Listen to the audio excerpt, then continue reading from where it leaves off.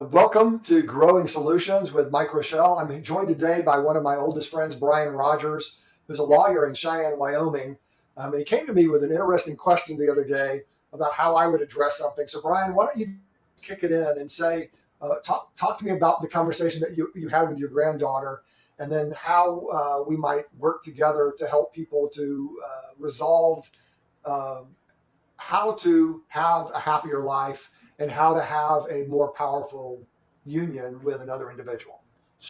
Well, part of being this age means I get the honor and privilege of being a grandfather. And as a result of that, I care a lot about my grandchildren and think a lot about them and their futures and what this world will look like for them and what they will look like for the world. So in my work, I practice as a mediator, and I do work helping families solve solutions, couples that are separating or getting divorced, contractors that are splitting up, family businesses that are ending, and brothers and sisters having to resolve disappointment and conflict, landowners that are next to each other and having to resolve things. But it occurred to me as I've done work as a lawyer for people whose relationships are ending, that as I speak to people, many times there was just no process at all to finding the love of their life. And so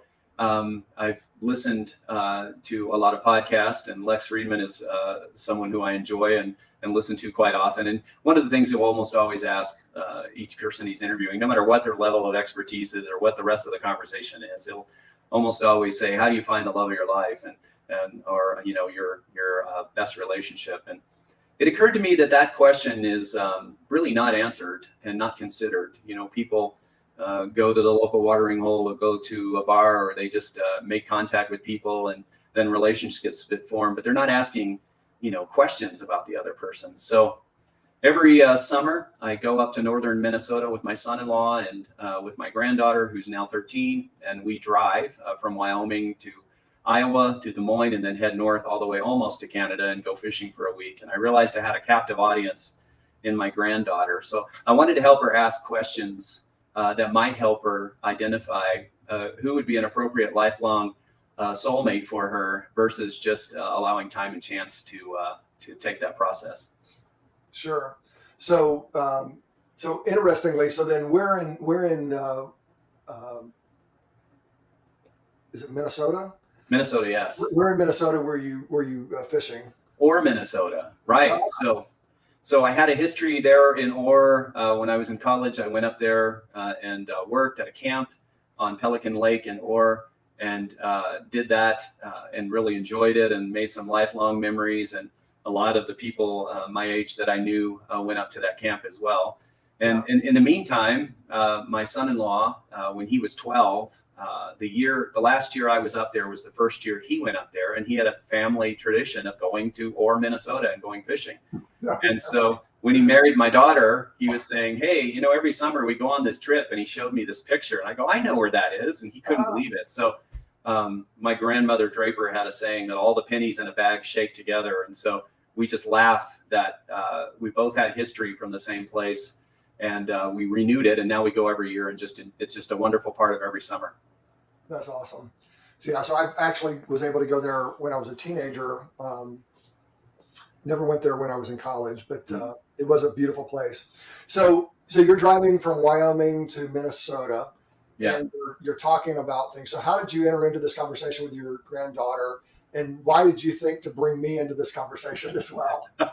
So I told her, she's in the back of the truck. I'm riding up front with her father and my son-in-law, and we take turns driving, and we go straight through. So it's just heading down the interstate. And what I did was I got cardstock, business card size pieces of paper of cardstock with nothing printed on them, and I got a handful of them and took them with her. And I said, okay, you're going to have a talk with your papa, and we're going to talk about boys. And so she's 13 and starts giggling and whatnot.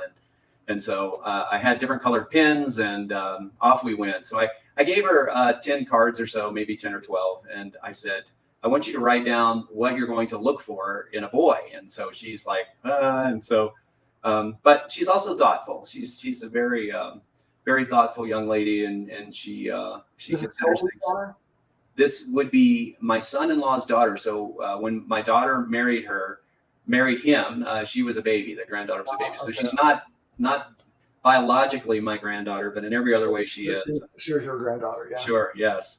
So I had to write down, think of the things you would think. And I thought she would do, what a lot of people do, good looking, strong muscles and all that kind of stuff. And she was actually very thoughtful. So I gave her a blue pen and she wrote down things like hardworking, wants to achieve things, will support me in my goals. And I'm like, wow, we're a long way down the road on this. And so she wrote down a bunch on cards and I said, pick your top 5. And so she said, okay. And she picked her top 5.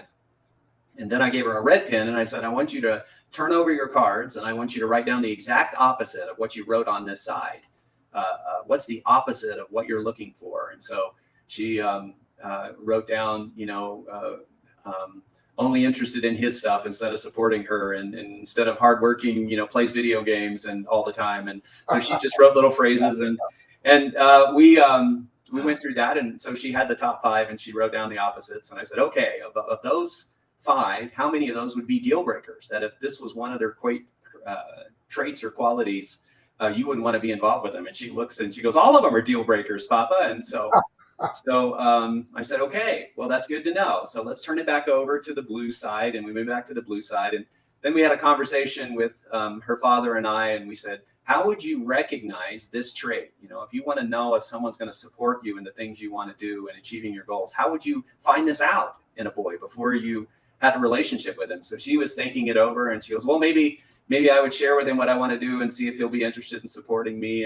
And so some of them, she couldn't come up with anything right away, but we were talking about different situations that would identify different characteristics. And one of the things we talk about, in Wyoming, we do a lot of hunting and fishing and camping, and we're outdoors. It's just outdoors everywhere here. And so we all know that when you go out and you go camping for 3 or 4 days with someone or hunting for 3 or 4 days with someone, you learn a lot about them and you find out what they're about when they're out in the woods. And so she agreed that, you could learn a lot about someone if they were all out in the woods and you had to get up every morning and build a fire and make food and take camp up and down. And, how would you approach high places? So we talked about that.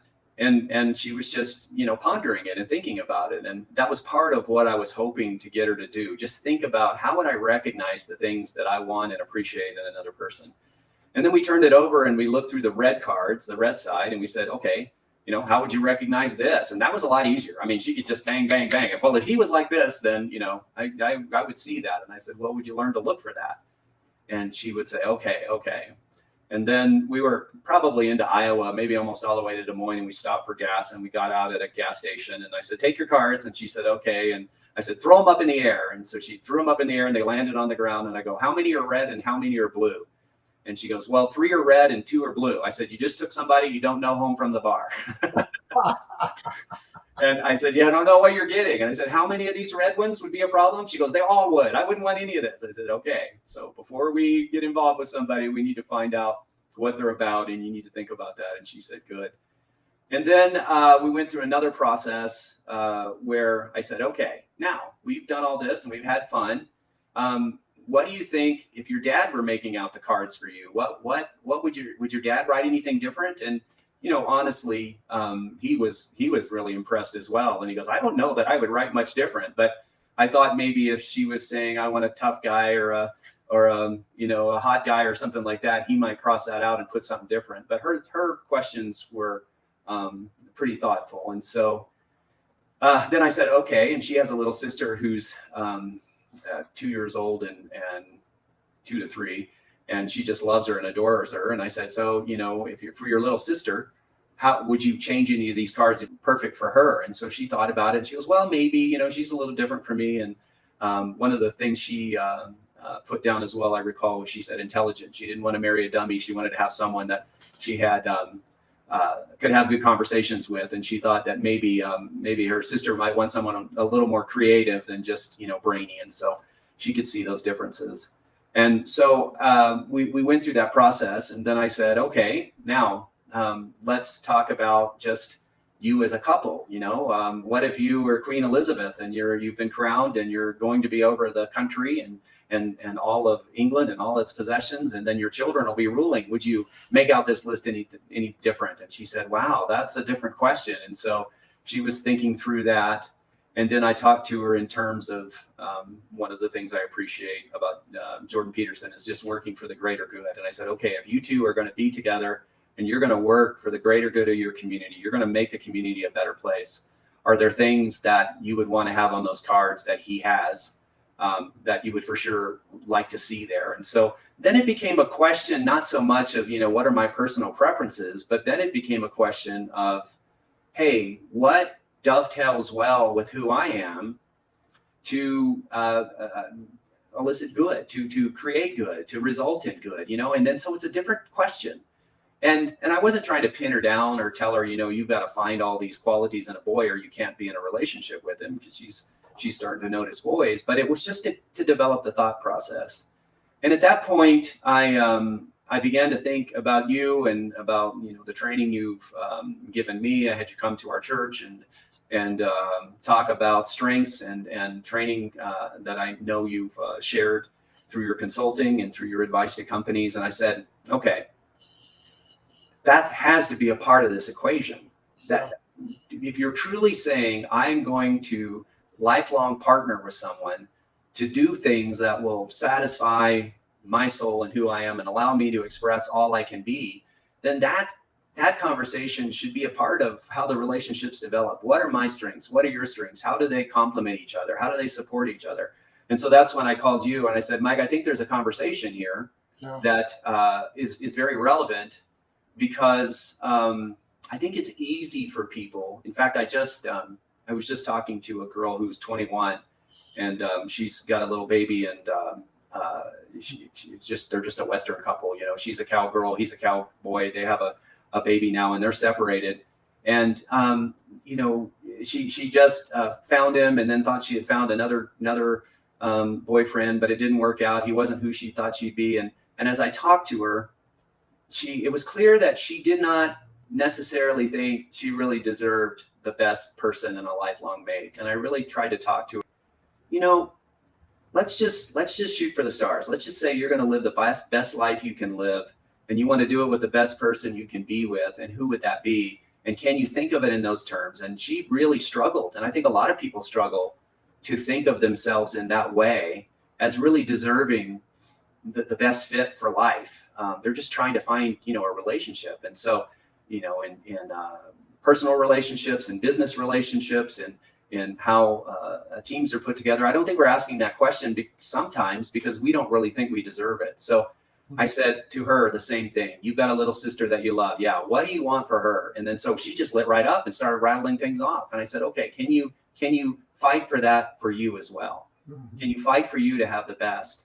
And what I see is that people, for one reason or another, have never had this conversation with themselves to prepare them for conversations with someone else. But when I do have the conversations with them, they light up and they realize, hey, wait a minute, there's something to this. And, Lex keeps asking all his guests, what's this all about? And people answer it. And I know it's popular for a lot of people. So how do you frame that question? Yeah. What are the answers you look for? And I just believe that when you consider not only strengths, but what are the components of a lifelong, satisfying, joyful life, there are questions to be asked and questions that you can look for answers for that would help. And that's where I thought you came in, and that's why I gave you the call. Yeah. So phenomenal conversation with your granddaughter. I mean, first of all, and I look forward to meeting her someday because she sounds like she has a lot going on. She is a great kid. Much like all your kids do. So interestingly, so the way that I think about this is systematically and leveling it up, right? So I'm obviously a Christian. Everybody that knows me knows that pretty quickly, typically. But I also know that there are many other folks that have multiple faiths and belief systems. So I kind of try to level it up, right? Always in everything that I talk about. So I'm going to share my screen here, and I'm going to walk you through the model that I've created. Now, we all stand on the shoulders of giants, and there are probably hundreds of authors that have contributed to this identification. Maslow being the primary author. More recently, Jordan Peterson, Lex Friedman, Joe Rogan. For just years back, we're talking about John Maxwell and 7 Habits. What was that? Covey, right. Lencioni, and the writers of Crucial Conversations and the writers of Strengths-Based Leadership and the Gallup organization. So there's a lot of different influences that I have. Before I go through the model, I want to talk a little bit about kind of how I come to this. So the program that I grew up and learned how to teach other leaders was called the Regional Learning Forum. And it was a construct that Dick Dooley of the Dooley Group put together. And I'm fairly certain that it came from experiences that he had at the Aspen Group, which is a think tank in Aspen that exists to this day. And that's why it was called a learning forum, right? So leaders are learners is kind of the idea that he had. And one of his friends was Mortimer Adler. Mortimer Adler was the author or the editor of the Encyclopedia Britannica. And also one of 2 people, I can't remember the other guy's name, but that were responsible for the Great Book series, the Great Books, right? And out of the Great Books, and all of these books were Western thought books. And they created a book called The Great Ideas. And the Great Ideas all came out of the Great Books. And it was sort of like, if you've seen I don't remember the guy's name anymore, but I remember the movie. Who was the Braveheart guy that you talked about earlier? Mel Gibson? William Wallace, right. Wallace, yeah. So Mel Gibson played Wallace in the movie. But Mel Gibson also played the guy who was the author of the Oxford Dictionary. So it was the first time that somebody put together a dictionary. And he was a Scot, I believe. And he actually put together a team of academics who read all of the great books of the day. And then they took words that had not been added to the dictionary yet. And so that's kind of the way that they did it. Literally manually, they would read these books and then highlight words and say, hey, do we have this word yet? No, we don't have this word yet. Let's put it in there. And so Mortimer Adler and his team back in the day in the 40s, 50s, 60s, maybe even into the 70s, read all of the great books. And then as they would come across an idea, they would cross-read great books. And the great ideas was the deal. And one of the ways that we thought of things in the Regional Leadership Forum was that you had to think of ideas and then try the ideas on. And it wasn't that you were necessarily buying the idea, but you had to think of the idea. And in this opening of yourself, you were learning how other people thought, right? So I started going down that path, and then I realized, no, wait a minute. In the information technology space, which I've been in for 35 years or so, we have a lot of folks that are not Western. Right, we have a lot of Indians, we have a lot of Eastern Europeans who are not necessarily Western from their perspective; they're Eastern Orthodox, right? Right.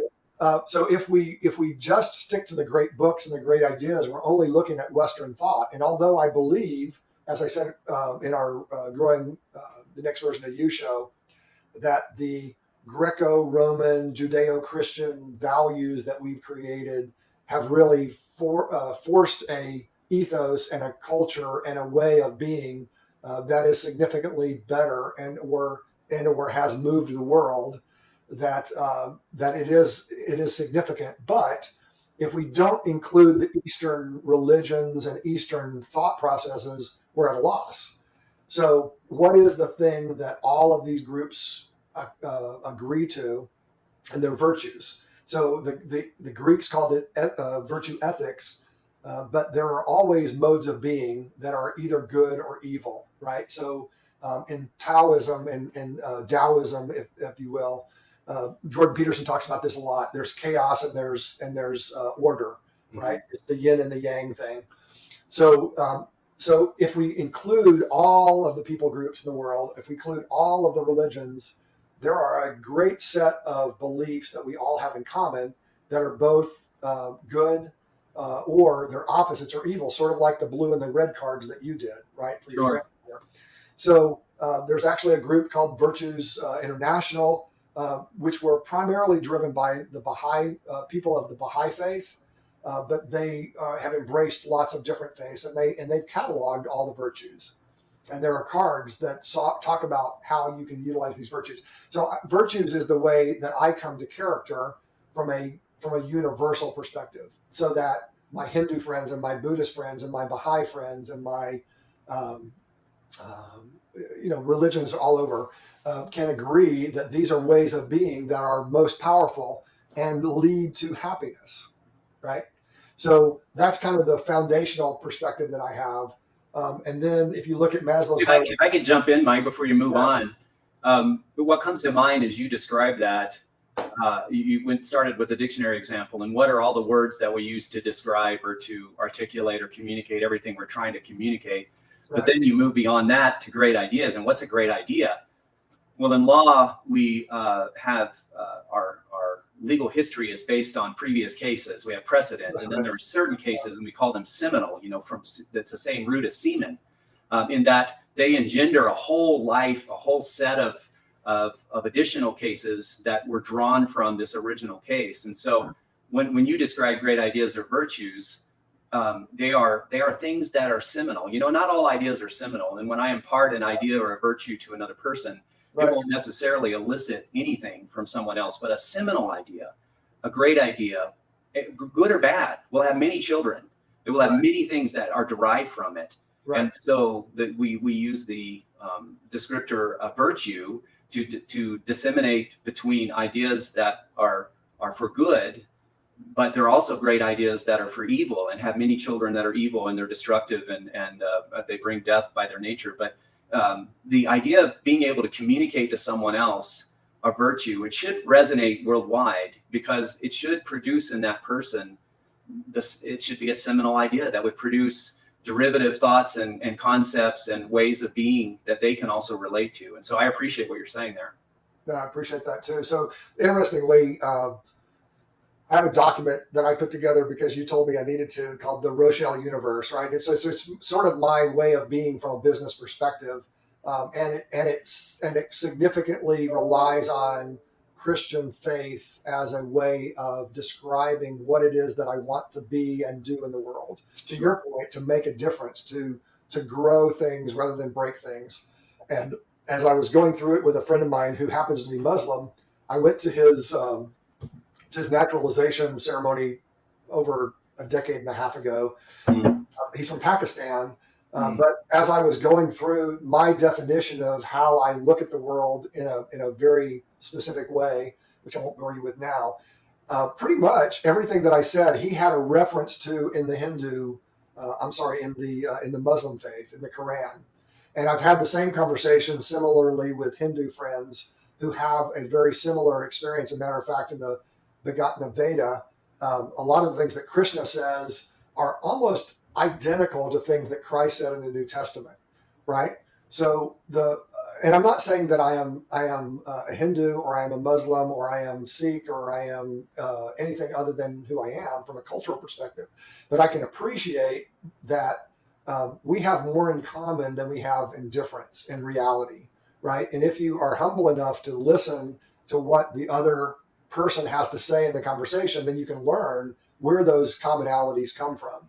And I think that is a path for your granddaughter and for any person of any faith to understand, right? Is that if you understand what people's core virtues are, the things that make them tick, and from where they come, then it's easier to understand what those blue and those red things are going to be in the cards. Sure. As they look through life.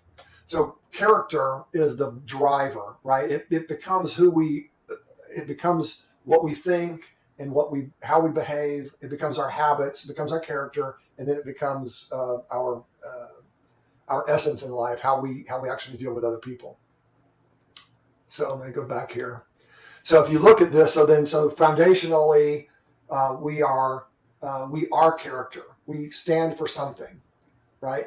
And I don't know exactly how this applies specifically to the mate issue, right? Which is even more intimate than most other relationships. But if you understand somebody's foundational character, you can understand what you can expect them, how you can expect them to behave. And I think behavior then becomes the path from which all of the fruit comes out, what their life is going to produce. And then Not only actions that are intentional, but, and I think this is where it gets critical. Most people in a happy, healthy environment, or, we talk about the honeymoon period.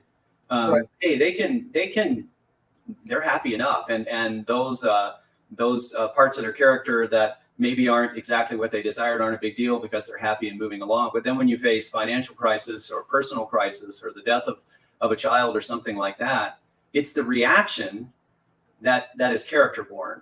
How do you handle something that hits you out of left field? How do you handle a twist and a turn that you never thought was coming? That's when we find out what virtues we have embraced, right. and what is really a part of us versus, what does life look like when everything's working well? And that reactionary product is vital to know, because no one has a trouble-free life. That's right. So part of this is developed from Maslow's hierarchy of need, right? So his hierarchy starts at physiological. So the physical and mental health part is kind of the place where Maslow begins. I add character because I think character is more of a spiritual or a heart thing, right? Sure. Than a manifestation. Now you manifest that which you are. So that's why I think of it as spiritual. Right. I'm not a academician as far as how you define these things. So I'm trying to look through all of the literature that I've read over 30 years and kind of define it in that way, right? Right. But Maslow starts at physiological, and basically says if you don't have shelter and you don't have food and you don't have water, then you're not going to be able to move forward. So I add that together with mental health. So Sure. there's a physical part of who we are, but there's also the mental part that we have to deal with. So we're getting into body and mind at that point. And then from a business perspective, this is where I start with businesses, which is knowing yourself and your strengths. So the other stuff is foundational. It exists, and in an individual level, you can coach folks in that regard. But where we hit the road and where we start impacting others, I think, is knowing yourself and your strengths, and then building strong relationships, right? And Right. what the strong relationships is knowing themselves and their strengths too, right? So it's like the first part is, and I think you said the other day that Jordan Peterson says that answering Lex Friedman's question about how do you know who's right for you? What did Peterson say? Well, he said that's a dumb question. What you need to be asking is how can you be what's right for someone else and do that work? That's right. So foundationally then, if you know your character and you have good physical and mental health and you know yourself, which in a lot of cases people don't know themselves. They're driven by the winds of a current of something external to themselves. But if they really know themselves, then they're somewhat immune to that. And if they know their strengths, they know how they can be best useful in the world. And that's a Gallup strengths kind of a thing, right? It also can be Myers-Briggs or DISC or anything else. But the point is that you know who you are and you know how to get the best out of yourself. My leadership brand is Leadership In. And I call it Leadership In because In is the next. So it is who you are today and who you are tomorrow. And Peterson is the one that says that in his first book or his second book, the 12 Rules. He talks about knowing, growing to the next version of you every day, right? Becoming that which you are, becoming better than you were yesterday. And that's how you should judge yourself, not judging yourself to others, but judging yourself to you. And are you becoming something better every day? So I take that from that and other references. Right. And I like that, on that level, you say strong relationships. You don't just say relationships. I mean, we have relationships that are terrible or draining or wearying or demanding that are not strong relationships. And we have weak relationships. And I help a lot of people when I mediate. And part of my investment in my granddaughter is to say, okay, what are the components for you that would develop a strong relationship. So when you talk about foundational character and virtues, well, at a minimum, if you're going to be in an intimate relationship with someone, it's almost universal that they don't want them to be in a relationship with someone else at the same time. It's just worldwide. That's a problem.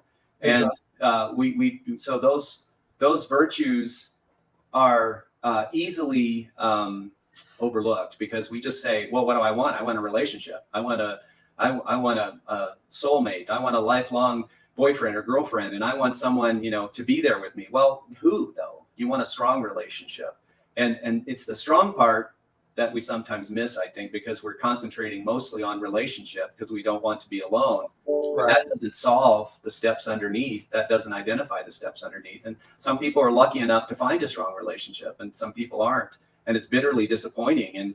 And the consequences are just legion when that level isn't met. Yeah.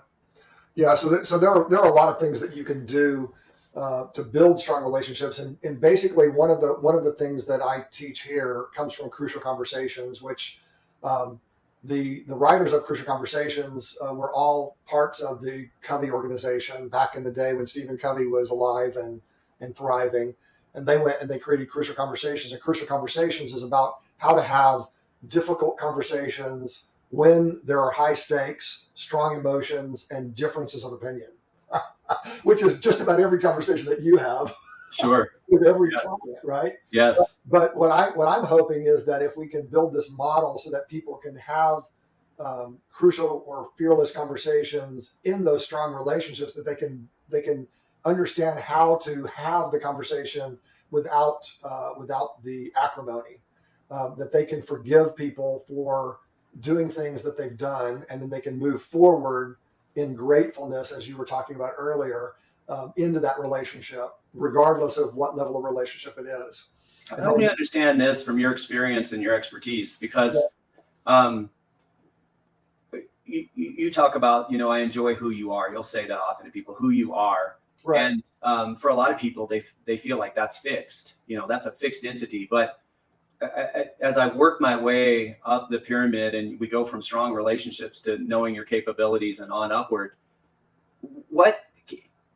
sometimes a gal will find a guy and he's got a couple of problems, but she believes she can help change him. And then sometimes there's a guy and he's involved in a gal and it's not all ideal, but I can help change her. How much of it from your perspective is fixed or is there always the possibility to build a relationship that can have big dreams and goals from your perspective? Yeah. So the way I think about it is that, so we have, and I think psychiatry pretty well says somewhere between 5 and 12 years old, our personality is fairly set. But personality is the way that you do things in the world, right?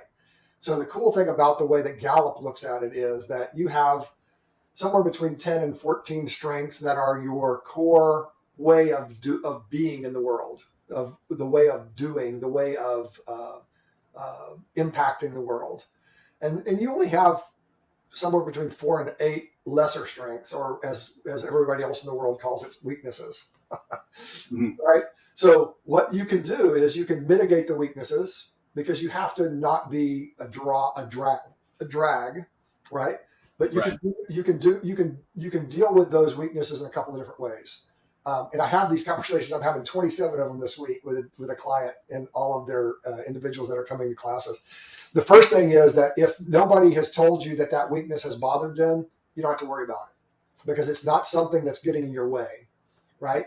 If you have a weakness, which is a lesser strength that is getting in your way, there are 2 ways to deal with it. Number one, you can create it using your strengths, because you are a sentient being. You are a thinking, thriving, growing individual. And we know that plasticity of the mind now goes through your whole life, sure. Right? Ian McGilchrist lays this out very, very clearly. We are not stuck with who we are, right? We can continue to grow until we're not part of this world anymore. And then finally, if you have a weakness that's getting in your way, you can partner with somebody who has that as a strength.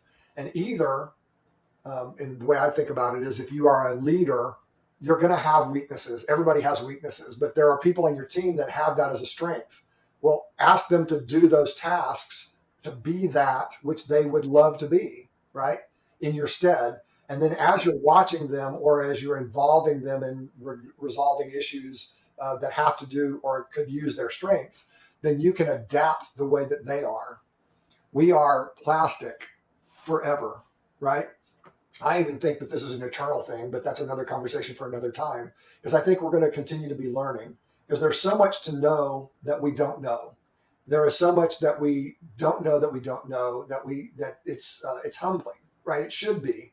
So as long as we're a humble individual and we're striving forward, we can continue to grow, and we're not stuck. We are not. A lot of people, and I'll name it, especially deliberatives, have an issue with being pegged with who they are, because they don't want to ever have somebody say that they're just this. Okay, well then don't just be that. Be that plus. And then if you learn more about how to grow, then you can do that as well. So that's the way I come to it. Does that make sense? So as you look at it, and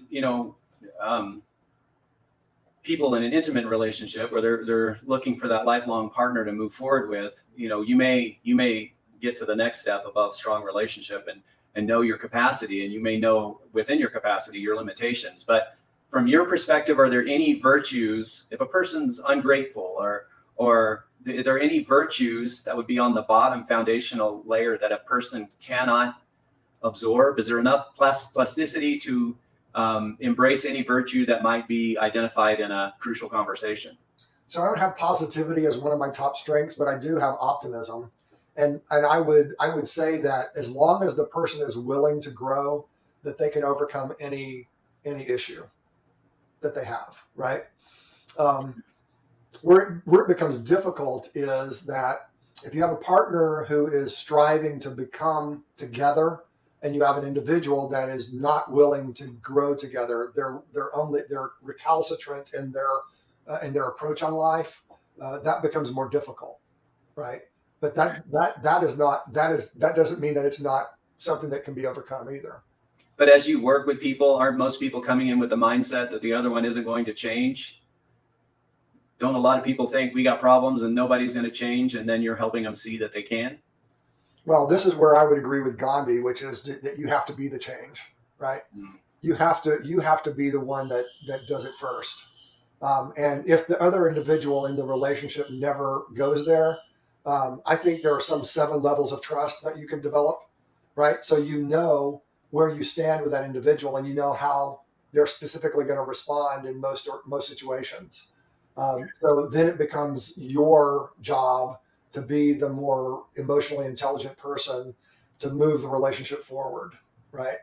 But you can't do it for them. They're going to have to do it. And maybe in certain arenas, they're not going to do that. But as an eternal optimist, I think that there's always a reason to strive forward, to give as much as you can. And then something you said earlier, I thought to say, is that there are individuals in life that you'll run into that are mostly negative and mostly taking, and you have to put boundaries around your life, a bubble, if you will, that protects you and your family from that individual if you have to.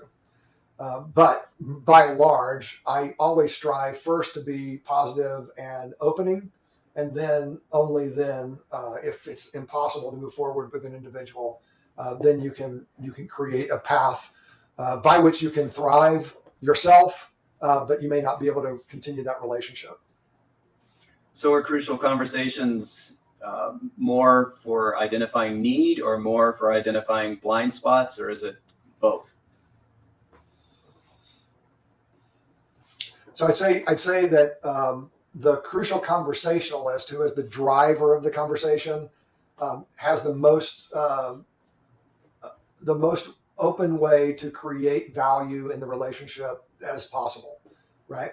So what they're trying to do is they're trying to create a fact-based approach to whatever the problem is that they're trying to solve, and they're trying to fill what they call the pool of shared meaning with those facts, and they're trying to elicit with the same energy and passion that they have for their own ideas from the other individual that which they believe are facts that need to be considered as you move into problem solving. So you said earlier that you do a lot of problem solving. The whole idea behind Crucial Conversations is that we understand what the facts are that we're bringing, what the facts are that they're bringing, and then create a path forward that we can both agree to. So it's a mediation of a situation, whatever that situation is, either be it in a family context or being in a cultural, familial perspective about how we resolve to move forward with certain things. Does that make sense? Yeah, as you move up the pyramid, you get up to, know your capacity, right? That's what the one above, strong relationships. Know your capabilities. So knowing capabilities, and I love everybody. And I've literally said this to CEOs, where they're saying, well, what do you think about my team? And I'm like, well, I love them all. And what I'm saying is I love who they are. I love their strengths. And I love their character. I don't necessarily deal with capabilities, but a capability is something that you are good at doing, right? Sure. So it's separate from personality, which is the knowing yourself and your strengths. It's separate from relationships, which is how do we negotiate, how we move forward. It's actually what you do, and there's a whole cadre of people that do that work, right? But you have to know what you're good at. In the book Good to Great, it talks about you have to know what you're best in the world at, what you're the most passionate about, and what you can make money at, right? And where those three things come together, that's your capability. And so that's what folks have to know for themselves, and for business partners, what capabilities they're bringing into the situation. Relationship for my granddaughter, if she identified her strengths. Are there certain strengths that work well with other strengths to accomplish big dreams and goals? Like, my first two are learner and strategic. So part of what my wife had to learn was I need to be learning. I need to have time to learn, to have soul satisfaction in every day. And so she makes that a priority for her. And I think, she's got strategic in her top 5. So I think she's strategically managing that proclivity in me. But as you look at strengths, I think of the gardening book, tomatoes love basil, right? They always say plant basil near your tomatoes. Are there certain strengths that pair up well with others to accomplish big dreams and goals, or necessarily? So this is the universal question has always been, is leadership learned or is it innate? I think it's learned. I think in some people it is innate, right? There are strengths that lead you towards leadership or things like that. But when it comes to goals and dreams, it's a universal need, regardless of what your strengths are. So Sure. I don't think that anybody is handicapped, and I don't think anybody's advantaged necessarily, because regardless of what you dream or the goals that you set, you still have to influence others. You still have to have relationships with others, and then you still have to execute on whatever it is that you're dreaming. So I don't think so, Brian, but I'd be happy to understand if there are those that believe that there are. Maybe one better example is that my third is maximizer, and then my wife Julie has developer, and she's a lifesaver for me because there's times when I just want to go in and be a maximizer, and she's telling me, "Hold on, slow down, wait a minute. There's value here. We can get going." And I'm ready to just move on because I'm not seeing progress. And she's thinking, "Hey, they're getting a great start." And so I see that as a match made in heaven, so to speak, because she's great at helping me be patient, but then she's a developer and she can do the developing. But then when people are ready to kick it up, another notch, I'm right there with her to help them in that way as well. So I don't know. It just feels like there might be some matches of strengths that what would be helpful as people understand who they are to match up well for accomplishing those big dreams and goals. Yeah. So one of the things that Gallup says, and I'm gonna tell you from a business perspective because that's where Gallup comes at it from, right? Yeah. They say don't use strengths as a indicator of fit for a job. Sure. So I would think that opposites attract, right? Where Arlene and I are connected is in connectedness, right? I have connectedness number 1. I don't remember which number it is. It's in her top 5. but we diverge from there. The way that I think about strengths is that whatever your top strengths are is the way that you look at the world. And then the middle strengths are the peripheral vision that you have. And then your lesser strengths are your blind spot. They're literally behind you. So what you're describing is that you have a blind spot that Julie has a primary vision on, or a primary view of. Sure. So rather than say, in my way of thinking, rather than say there are certain things that are better matches than others, I would say that the people that are willing to listen to others who have diverging views or opinions on things, the happier they're going to be, the more content they're going to be, because they're going to be able to get along with more different kind of people. Does that make sense? And I have maximizer number 2. So you have it number 3. That's where you connect as well. And I definitely want to get things done, right? Sure. That's but there's also too fast, too much, too hard that we can do. So we have to listen to our mates, and we have to listen to others who have diverging ways of being and ways of visioning things, because they have goals and dreams too. So it's the coalescence of those between two people in your example, or in a team, which is multiple people, where you have to open yourselves to that possibility that somebody knows something different than you, and there's humility in that. Right, which is a virtue. I think virtues probably are the glue that puts that together. I was thinking down south. I grew up in the South, and there used to be the country preacher says, when you're dating, opposites attract. When you're married, opposites attack. And so, but what's the difference? Maybe you're a little more virtuous toward those opposites when you're dating. And if you maintain that virtue in the relationship, perhaps it doesn't matter what's on the other side if the virtues are there. Yeah, so I think so. In the dating situation, you also have hormones, and you have other charisma that's happening in the relationship, right? Which over time, and this, I'm not saying anything out of turn, everybody says it, over time, those things subside, right? But if you have a match at character and at the foundational ways of thinking of the world, you're in a better place when that subsides. That doesn't mean it's not going to be hard work, because it's still going to be hard work, because you're still two different individuals that have two different ways of being and modes of engagement with who you are, right? What you can hope is that you have mates like you and I who are growing in their own path, and that you're supportive of that path. They are supportive of your path. And then together you continue to grow forward, upward and onward, as C.S. Lewis likes to say.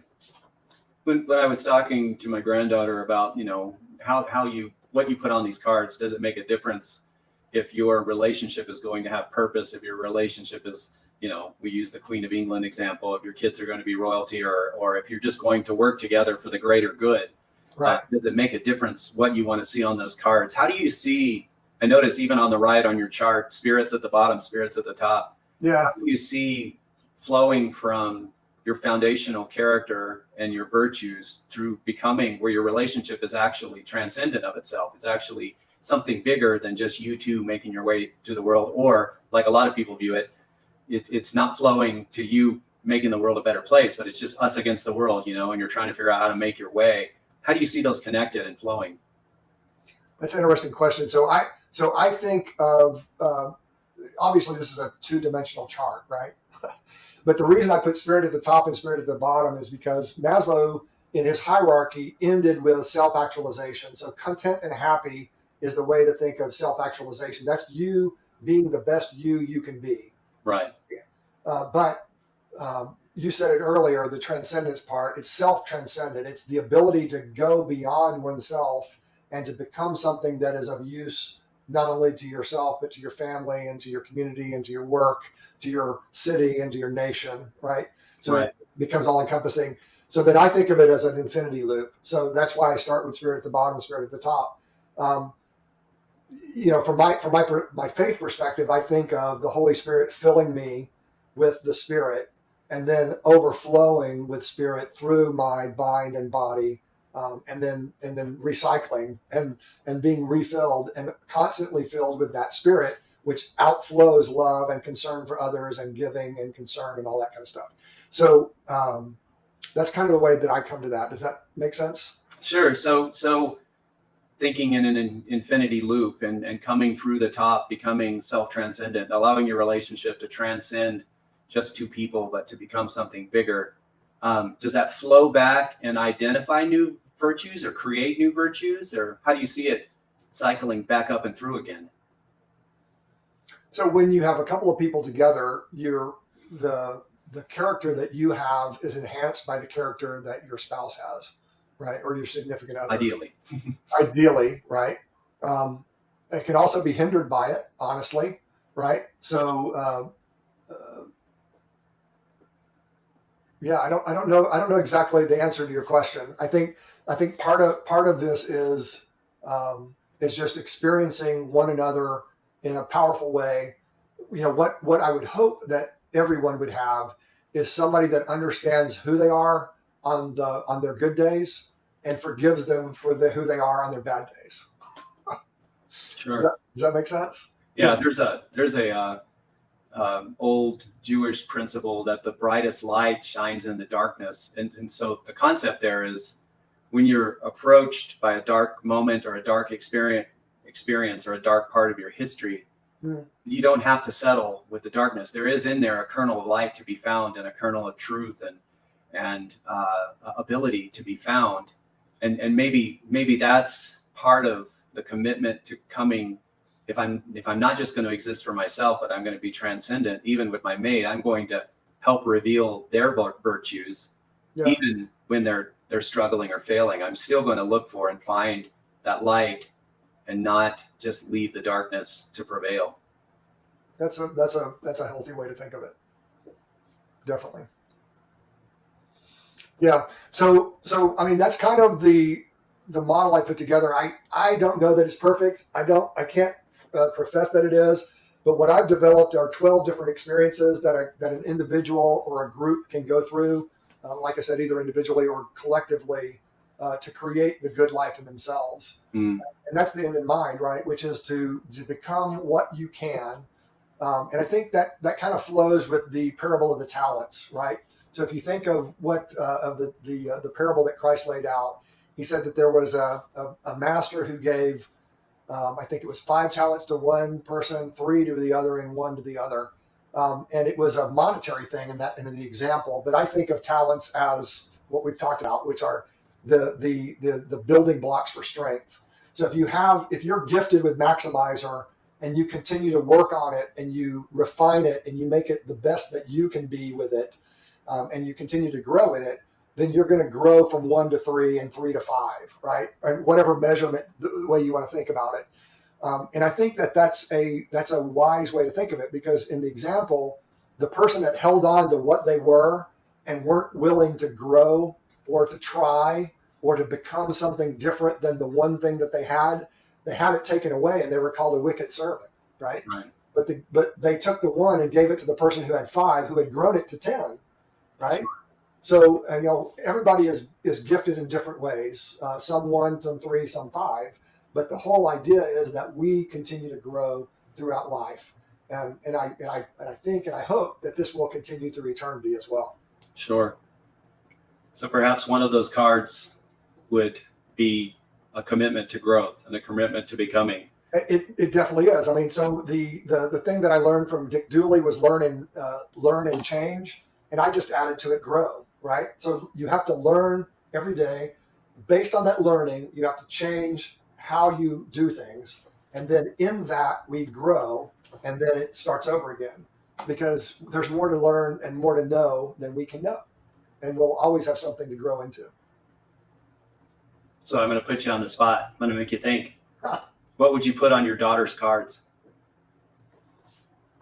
Wow, that's a pretty interesting thing. So from my perspective, the things that are the most important in life are to love, to be just, and to be humble. So if you had somebody that had those 3 things, they loved broadly, they held justice as a standard, and they were humble enough to continue to learn, not only from their own experience, but from the experience of others, because that's the less expensive way to learn, right? If you can learn on somebody else's dime, that's the best way. So I think those are the three things that I would start with, and that I would hope that they would have. Sure. How about you? What are your three or more? I think that there has to be in a couple, and I've wanted this. I've been pleased for my children that they find people that truly appreciate who they are. I mean, just not just tolerate it, but kind of revel in it, and Right. just an appreciation and a gratitude for who they are. It's one thing to marry, someone who's a beautiful songbird. It's another thing to want to put her in a cage.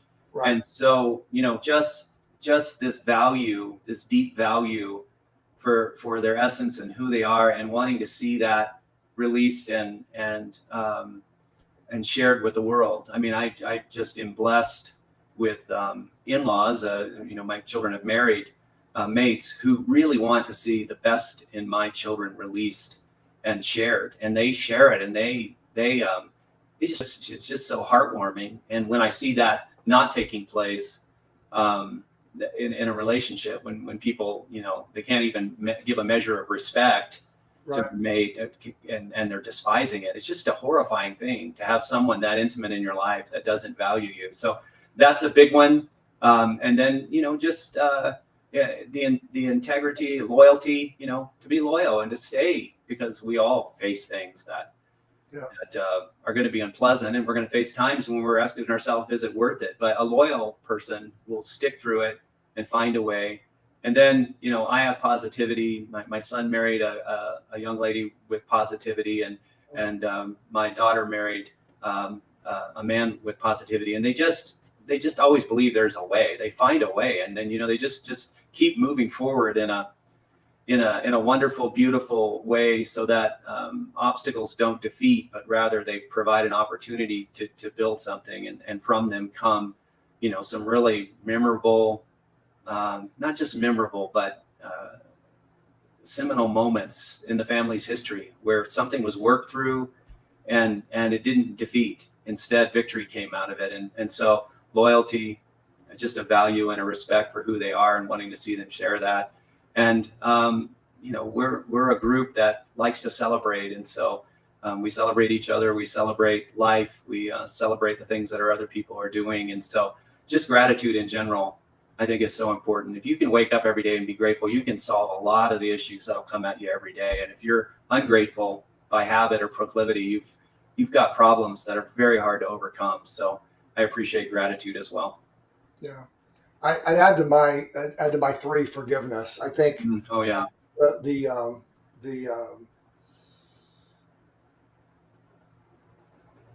The program that I went to with you in Colorado.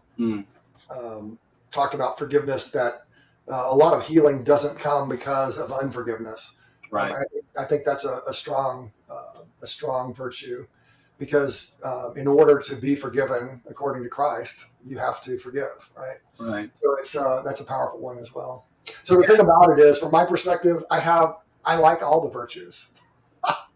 Sure. And that's the part of having connectedness. Number one, it's like I see all of the possibility, beautiful possibility, and none of the downside. And that's the thing about virtues, is that if you're living according to the things that people groups, religions, and nations worldwide for millennia have agreed are paths to happiness, then that's the path to go on. And if there's something that is agreed to that is a destructive path that is going to lead to heartache and difficulty, that's not the path you want to go down. Yeah. But everybody has a choice every day, as Jordan Peterson says, right? Sure. It's whether to do right or do wrong. And that's not something that necessarily determines whether we're forgiven or not. But it sure is a lot easier if you're on the path to recovery from the very beginning, by, like I said earlier, learning from other people's mistakes and going in the right way. I think as I look at it, we're all populating this planet, and then we become divided into different nations or people groups or cultures, and those things divide us. And then within that, people become isolated, and they're divided from their community, and there's all the breakdowns that come down through that. But truly, in this day and age, I see so many people that are just fragmented within themselves. They're just divided within themselves. Their identity is fractured and fragmented.